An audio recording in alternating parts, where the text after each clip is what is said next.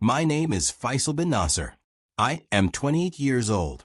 And on March 15th, 2021, at exactly 12 noon, I was supposed to be dead. I can still feel the rope cutting into my wrists.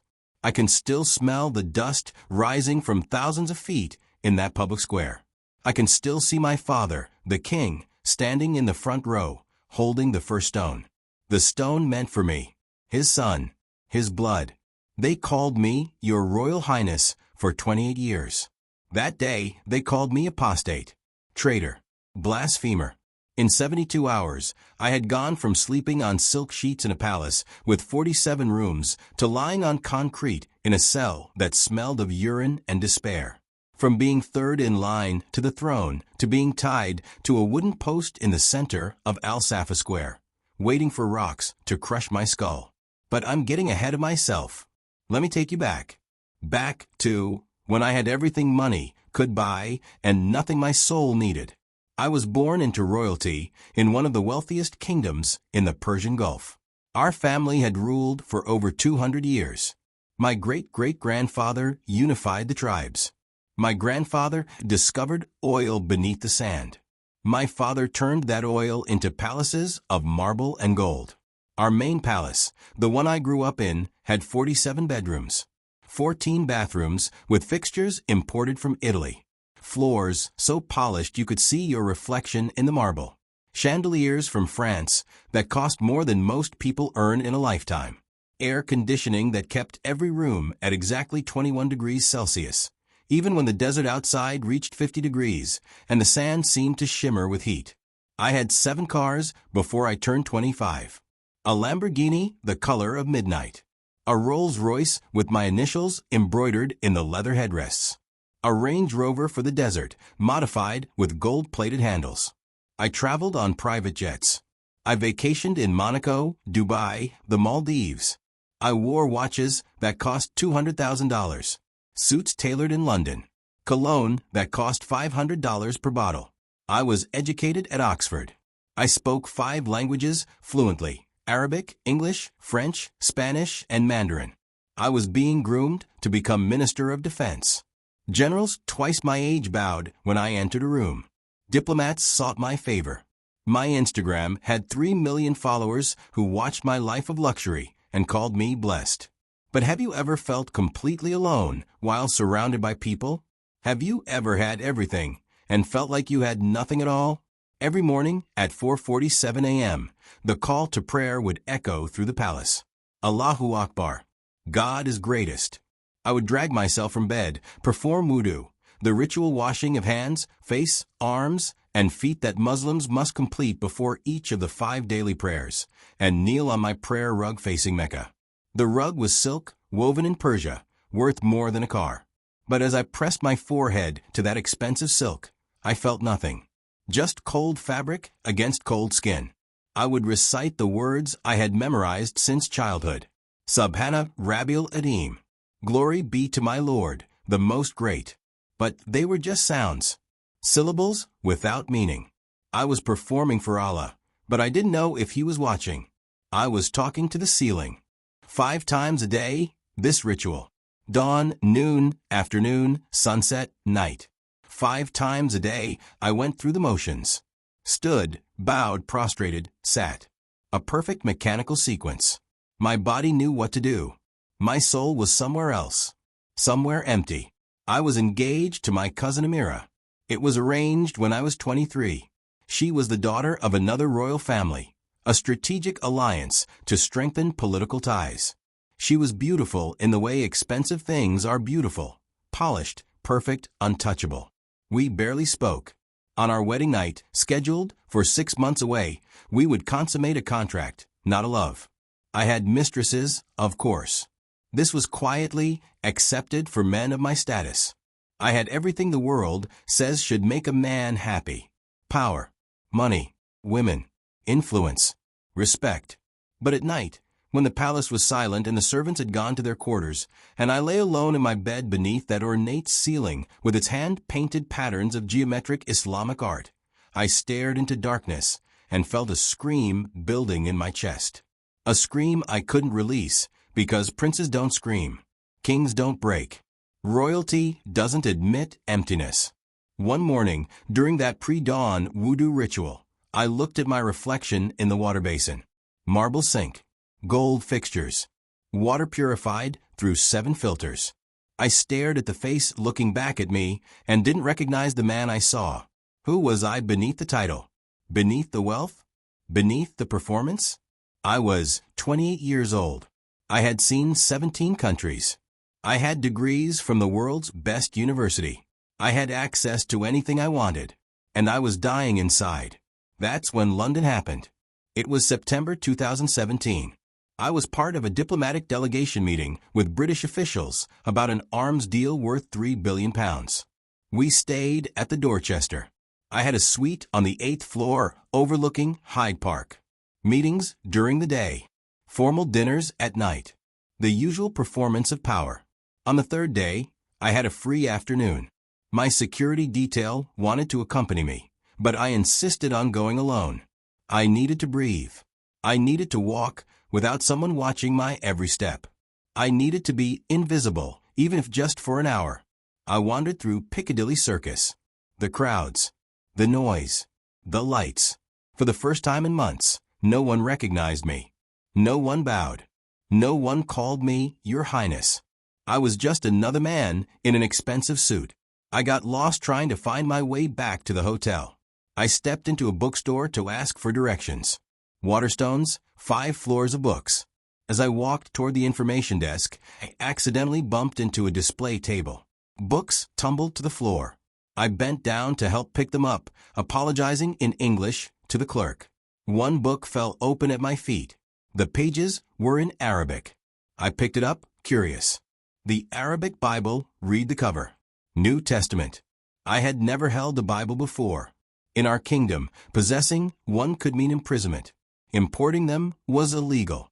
Converting from Islam to any other religion was punishable by death. But I was in London, in a bookstore, and my hands were shaking as I read the page that had fallen open. Blessed are the poor in spirit, for theirs is the kingdom of heaven. Blessed are those who mourn, for they will be comforted. Blessed are the meek, for they will inherit the earth. Blessed are those who hunger and thirst for righteousness, for they will be filled. Those words hit me like a physical blow. Hunger and thirst for righteousness. I was starving and didn't even know what for. I was dying of thirst in a palace surrounded by fountains. I looked around. No one was watching. I took the Bible to the counter along with a business magazine to hide it. Paid with cash, not my credit card. Walked out with the Bible wrapped in the magazine, my heart pounding like I had just committed a crime. Which, in my country, I had. Back at the hotel, I locked myself in the bathroom, the only room without security cameras, and read. I read about Jesus healing lepers, touching the untouchable, eating with prostitutes and tax collectors, forgiving those who were unforgivable, loving those who were unlovable. I read about him saying, "Come to me, all who are weary and burdened, and I will give you rest." Rest. I couldn't remember the last time I had felt rest. I read until 3 a.m. I smuggled the Bible back to my country, hidden in my diplomatic luggage, which wasn't searched. I hid it in my private quarters, inside a locked drawer behind my watches and cufflinks. And every night, after the 5th prayer, after the palace went silent, I would put on headphones pretending to watch something on my tablet. But I was reading, page after page, gospel after gospel, Matthew, Mark, Luke, John. I read about Jesus calming storms, multiplying bread, raising the dead, weeping at a friend's grave, overturning tables in the temple because religion had become business, washing his disciples' feet like a servant. This Jesus was nothing like what I had been taught. We were taught that Isa, the Islamic name for Jesus, was a prophet, nothing more. A good man who taught good things, but was definitely not the Son of God. That claiming God had a son was the worst blasphemy possible. Shirk, the unforgivable sin. But as I read his words, something inside me cracked. This wasn't just a prophet. This was someone who spoke with authority I had never heard. Someone who claimed to be the way, the truth, and the life. Someone who said, I and the Father are one. Either he was a lunatic, or a liar, or he was telling the truth. For 3 months, I lived this double life. By day, Prince Faisal bin Nasser, attending state functions, reviewing military budgets, giving speeches about the glory of Islam and the wisdom of our kingdom. By night, a secret reader, devouring words that were illegal, believing things that could get me killed. I started changing in small ways. I treated the palace servants with more kindness. I questioned orders that seemed cruel. When my father signed an execution warrant for a man accused of sorcery, really just a mentally ill street performer, I tried to argue for mercy. My father looked at me like I had grown a second head. Could you imagine losing everything you've ever known for something you're not even sure is real? That was my position. I was being pulled toward something I couldn't fully understand. Something that felt more real than anything I had ever experienced, but admitting it would cost me everything. Then came the night that changed everything. It was December 2017. My father had organized a royal hunting trip in the desert. This was tradition, something our family had done for generations. We would take falcons and hunt gazelles in the vast emptiness south of the capital. Tents would be set up. Servants would prepare elaborate meals. Generals and ministers would join us for 3 days of bonding and business deals made under the stars. On the second night, I couldn't sleep. The tent was luxurious, carpeted, air-conditioned, furnished like a hotel room, but I felt suffocated. I stepped outside. The temperature had dropped to near freezing. My breath made clouds in the air. The stars were so bright they seemed close enough to touch. I walked away from the camp. I could hear laughter and conversation fading behind me. I climbed a sand dune, the cold sand sliding beneath my feet. At the top, I looked out over the vast nothingness. Dunes rolling like frozen waves to the horizon. Silence so complete I could hear my own heartbeat. And I knelt. Not facing Mecca this time. Just knelt in the sand under those ancient stars and spoke out loud for the first time in my life to someone I wasn't sure existed. Jesus, I said. The name felt dangerous on my tongue. If you are real, show yourself to me. I have everything and I have nothing. I'm dying inside and I don't know how to live. If you are who you say you are, if you are truly the Son of God, I need to know. Even if it costs me everything. I need to know the truth. Silence. Just the wind. Just the cold.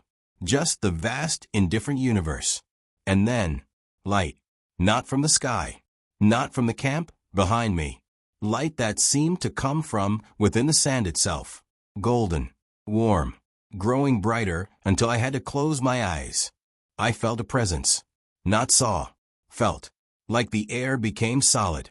Like the space in front of me was occupied by something. Someone more real than anything I had ever experienced. I opened my eyes. He was there. Not metaphorically.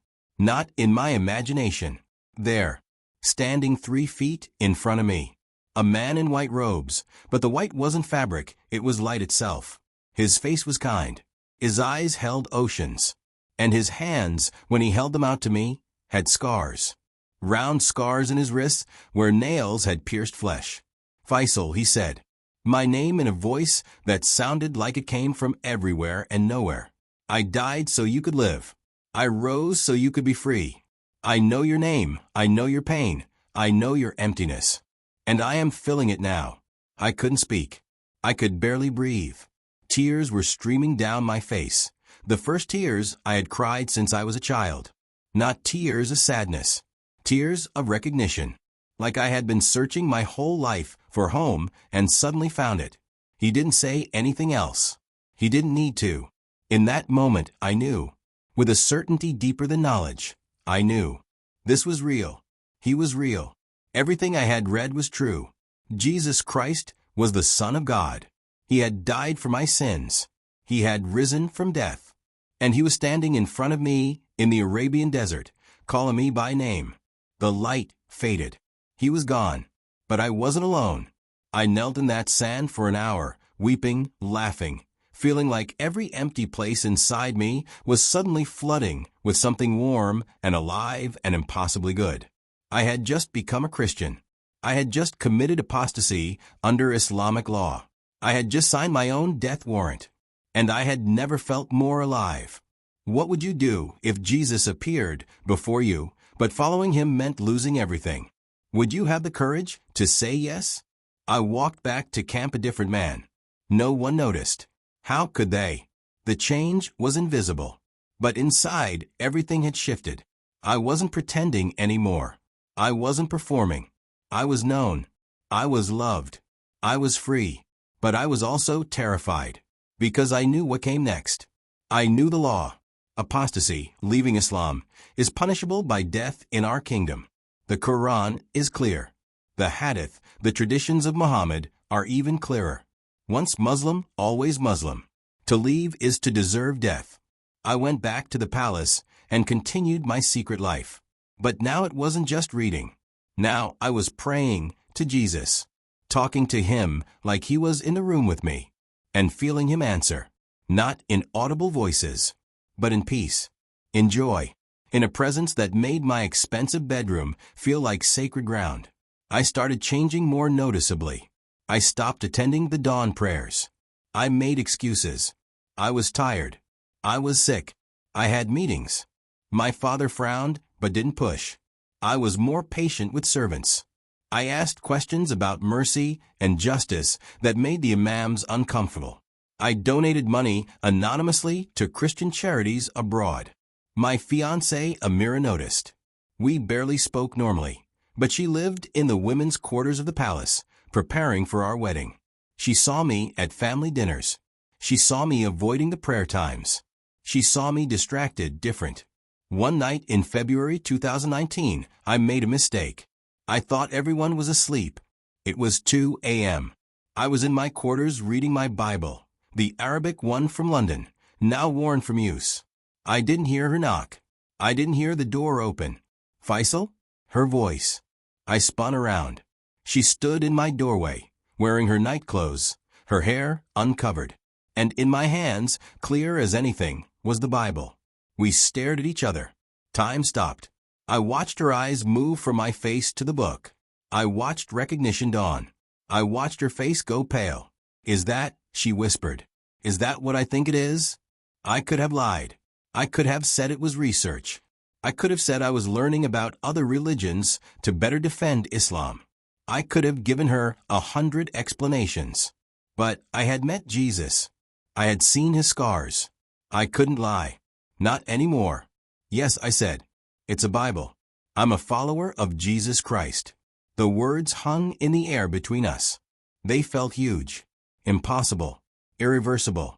She stepped backward like I had struck her. Her hand went to her mouth. No, she said. No, no, no. You can't be. You can't. Amira, I started. You're an apostate, she said. The word like poison. Do you know what that means? Do you know what they'll do to you? I know, I said. Then how can you? She stopped. Tears were running down her face now. Not tears of sadness for me. Tears of fear for herself. If I marry you, I'm connected to you. If they find out, they'll ask what I knew. When I knew. Why I didn't report you.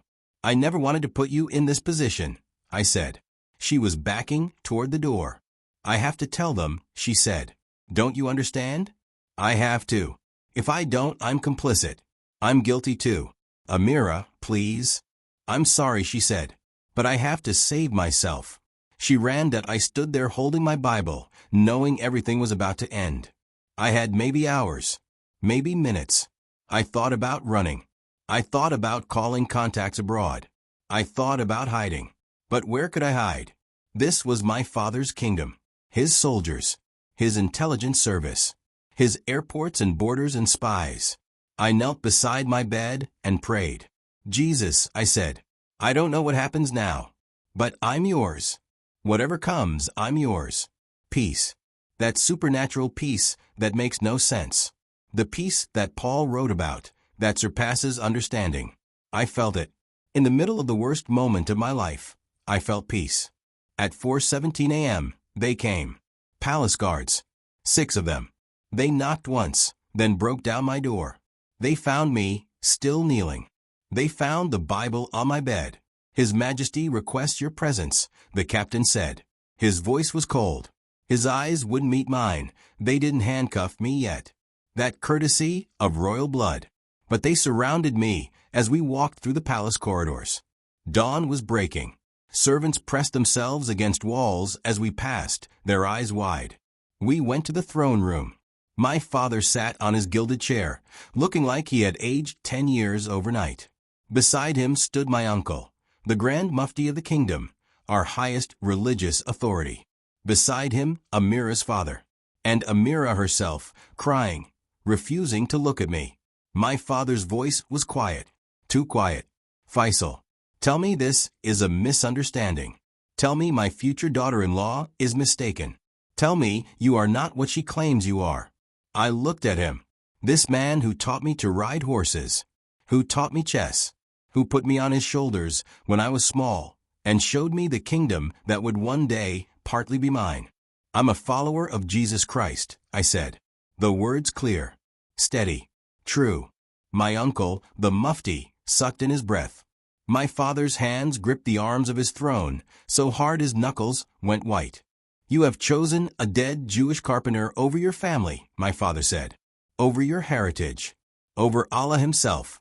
Jesus isn't dead, I said. He rose from the grave. And he's the Son of God. Blasphemy, the Mufti hissed. Shirk. The worst sin. Unforgivable. My father stood.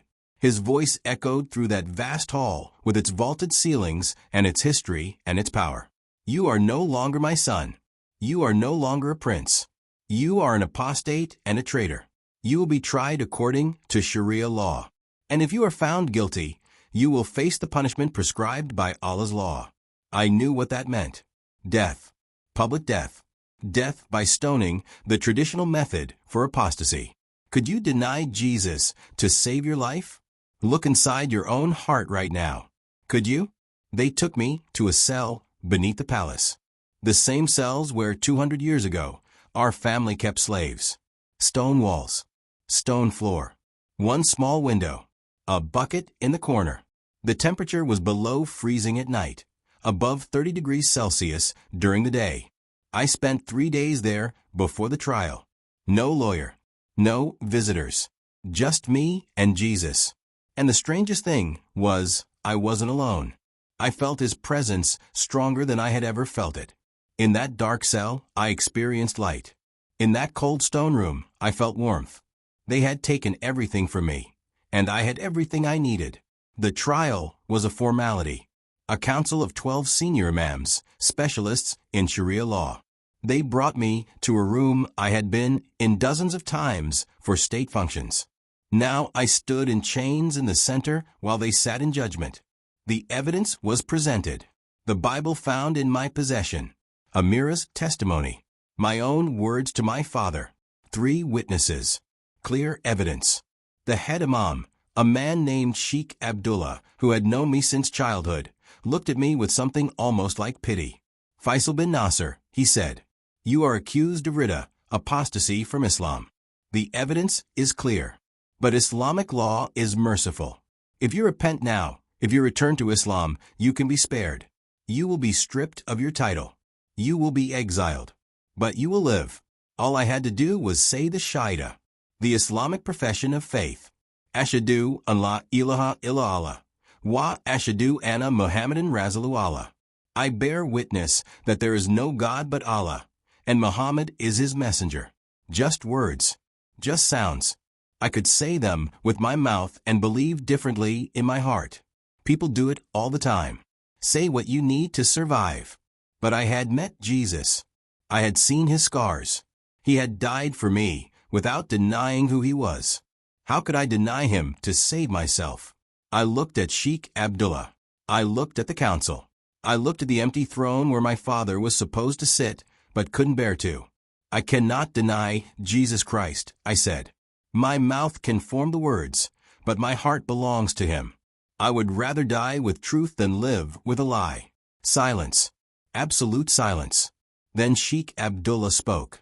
By the law of Allah, and the example of the prophet, peace be upon him, you are found guilty of apostasy. The sentence is death by ram, stoning. The sentence will be carried out in 72 hours in Al-Safa Square. May Allah have mercy on your soul. They took me to the state prison. Real prison this time. Cell block for political prisoners and those awaiting execution. My cell was 2 meters by 3 meters. A concrete bed. A blanket. A hole in the floor for waste. 1 meal a day, rice and lentils. Water that tasted of rust and chlorine. News leaked to international media. Headlines around the world. Prince sentenced to death for converting to Christianity. Human rights organizations issued statements. Foreign governments called for clemency. My father ignored them all. 72 hours. 3 days. I prayed constantly. I recited scriptures I had memorized. I sang hymns I had learned from YouTube videos, watching them silently with subtitles in my locked room. Nobody is going to slow me down. Oh no. I got to keep on moving. Even here. Even now. The night before my execution, I couldn't sleep. How could I? In less than 12 hours, I would be led to that square, tied to a post, and a crowd would throw stones at me until I died. It's not a quick death. It's brutal, agonizing. You feel everything until you don't. I lay on that concrete bed, staring at the ceiling. Bare bulb. Stains. Silence except for someone crying in another cell. And at exactly 3:33 a.m., I know because I had a clock on the wall, the seconds ticking like a countdown, my cell filled with light. Not from the bulb. Not from the window. The walls themselves seemed to glow. Bright. Warm. Familiar. The same light from the desert. I sat up. I wasn't afraid. I knew this light. And I heard his voice. Not audible like a person speaking, but clear as anything. Inside my head. Inside my heart. Everywhere. Faisal, the voice said, I did not bring you this far to abandon you now. I have not given you a spirit of fear, but of power and of love and of a sound mind. Trust me, even in this. Especially in this. Peace flooded me. Peace so complete I started laughing. Laughing in a death row cell at 3:33 in the morning. The guard outside probably thought I had lost my mind. I lay back down. And for the first time in 3 days, I slept. Deep. Dreamless. Perfect sleep. They woke me at dawn. 6 a.m. The execution was scheduled for noon. They gave me a white thobe to wear, the traditional garment for executions in our kingdom. White, the color of burial shrouds. Ironic. They handcuffed me, led me outside to an armor truck. Inside were 6 guards. Nobody spoke. They wouldn't meet my eyes. The drive through the capital was strange. The streets were lined with people. Some were there to watch the spectacle. Some held signs supporting me, mostly foreign workers, Christians from the Philippines and India. Some held signs condemning me, local citizens, religious hardliners. We arrived at Al-Safa Square at 11:30 a.m. The square was enormous, capable of holding 50,000 people. It was packed. Cameras everywhere, local media, international media, people filming on phones. Police barriers. Soldiers with automatic rifles ensuring order. In the center of the square stood a wooden post. Simple. Old. Stained dark. How many people had died tied to that post? How much blood had soaked into the ground around it? They led me out of a truck. The crowd noise hit me like a wave. Shouting. Chanting. Some screaming for my death. Some screaming for mercy. The heat was overwhelming. 48 degrees Celsius. The sun directly overhead. No shade. No relief. They walked me to the post. Tied my hands behind it. Tied my legs together. The rope cut into my skin. I could smell my own sweat. My own fear. The Grand Mufti, my uncle, stood on a platform with a microphone. He read the charges. He read the verdict. He read Quranic verses about apostasy. His voice echoed across the square. Then he announced the execution process. According to tradition, the family of the condemned throws the first stones. to show that loyalty to Allah comes before loyalty to blood. I looked into the crowd. I saw my father, my brothers, my uncles, my cousins, my mother. She was weeping but standing there, all holding stones. Stones collected from the desert. Stones the size of oranges, heavy enough to break bones. My father stepped forward. Our eyes met. I saw agony in his face. But he raised a stone. The crowd began counting down. 10, 9, 8. This was it. This was the end that I closed my eyes. Jesus, I prayed. Receive my spirit. 7, 6, 5. And then the wind came. Not a breeze. Not a gust. Wind. Wind. Sudden. Violent. From absolute stillness to chaos in seconds. 4, 3. The wind speed went from 0 to what must have been over 120 kilometers per hour in less than 15 seconds. Dust rose from the ground. Sand lifted from every surface. The sky, which had been perfectly clear, turned brown. 2, 1. Someone screamed. Then everyone was screaming. The sand was so thick you couldn't see 3 feet in front of you. The wind was howling. People were running. Chaos. Complete chaos. I felt the ropes around my wrists, thick, tight ropes that had been checked 3 times, simply break. Not cut. Not untied. Disintegrated. The fibers came apart in my hands like they were made of dust. And in my head, that voice again. Run north. I ran. I couldn't see anything.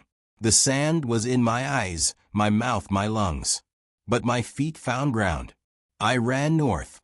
I didn't know how I knew which direction was north. I just ran. The sandstorm lasted exactly 8 minutes. I know because later meteorologists would study it. They would call it unprecedented, impossible. There had been no weather system, no atmospheric conditions, no explanation.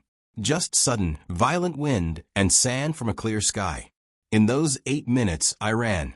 I fell multiple times. I got up. I ran more. When the storm ended as suddenly as it began, I found myself in ruins on the northern outskirts of the city. Ancient stone buildings abandoned, half buried in sand. I was 12 kilometers from Al Safa Square. 12 kilometers I had covered in 8 minutes of blind running. I heard helicopters overhead, search teams. But I was hidden in those ruins, covered in sand, looking like just another pile of debris. For 6 days, I hid during the day and traveled at night. I had no food, no water. I should have died from dehydration alone. But on the 2nd day, I found an oasis I didn't know existed. A small pool of water fed by an underground spring, hidden in a ravine. I drank. I filled my stomach. I kept moving. I had no plan, no contact. But Jesus kept whispering, "Go north. Keep going. Trust me." On the 6th night, I crossed into the northern mountains at the border. I collapsed from exhaustion. When I woke up, a man was standing over me. A Christian. Part of an underground network that helps refugees and apostates. I never learned his name. He just smiled and said Jesus sent me. They smuggled me across the border in a truck full of grain. From there to another country. Then another. Finally, to a Western nation that granted me asylum. I live here now. I can't tell you where for security reasons. I live under a different name. I have a small apartment, a job, a church family. And I'm married to a Christian woman I met in the church that welcomed me. Her name is Sarah. She knows my whole story. She loves me anyway. I run a ministry now, online, encrypted, reaching people in closed countries, ex-Muslims who have questions, seekers who have had dreams of Jesus, and there are thousands of them. Muslims across the Middle East, North Africa, Central Asia, having dreams of a man in white who calls them by name. Jesus is moving in the Islamic world in ways the Western Church can't imagine. I get messages every week. Someone in Iran became a Christian after reading materials we sent. Someone in Saudi Arabia is secretly meeting with other believers. Someone in Pakistan is translating the Bible into a local dialect. The kingdom my father rules is one I'll never see again. But I'm helping build a different kingdom, an eternal one. I lost my family, my title, my inheritance, my country. Everything I had in the old life is gone. But I gained everything that matters. I know Jesus, not as an idea, not as a theology, as a person, as a friend, as a Savior who stopped a stoning with a sandstorm, who broke prison ropes with a word, who led me through a desert I shouldn't have survived. People ask me if I regret it, if I wish I had just said the words they wanted to hear, if I wish I had kept Jesus a secret. And I tell them, I traded a crown of gold for a crown of thorns, and I have never been richer. I lost an earthly throne and gained an eternal one. I was a prince who was dying. Now I'm a servant who is truly alive. If Jesus can interrupt a public execution with a supernatural storm, he can move mountains in your life. If Jesus can lead a blind man through a desert for 6 days with no food and only one miraculous source of water, he can guide you through whatever wilderness you're facing. The question isn't whether you have enough faith. The question is whether you're willing to trust completely, even when it costs everything, even when it looks impossible, even when everyone around you says you're crazy. I gave up everything that was temporary, and I received everything that's eternal. Jesus didn't promise me an easy life. He promised me a real life. And he's kept that promise every single day since that night in the desert when he appeared to me under the stars. My Father still considers me dead. My name was removed from all royal records. My portraits were taken down from the palace walls. In the official history, I no longer exist. But I'm more alive than I ever was in that golden palace. I'm more free than I ever was with unlimited wealth. I'm more myself than I ever was as a prince. Because now I know who I am. I'm a child of the Most High God. I'm a follower of Jesus Christ. I'm a witness to the fact that he is real, he is alive, and he will never abandon those who call on his name. If you're watching this and you're in a place where following Jesus costs everything, I see you. I know you. And I'm telling you, it's worth it. Every loss, every sacrifice, every tear, it's worth it. If you're watching this and you're comfortable, safe, free to worship however you want, don't take it for granted. And don't think your faith is any less important because it doesn't cost you much. Jesus is looking for people who will follow him with everything. Not because of what they'll lose, but because of who they found. I was dead in a palace of gold. Jesus made me alive in a prison cell. That's the power of the gospel. That's the reality of his love. That's the truth that changed my life and can change yours. My name is Faisal bin Nasser. I was a prince. Now I'm a servant. I had everything this world offers. Now I have the only thing that lasts. And I wouldn't change a thing.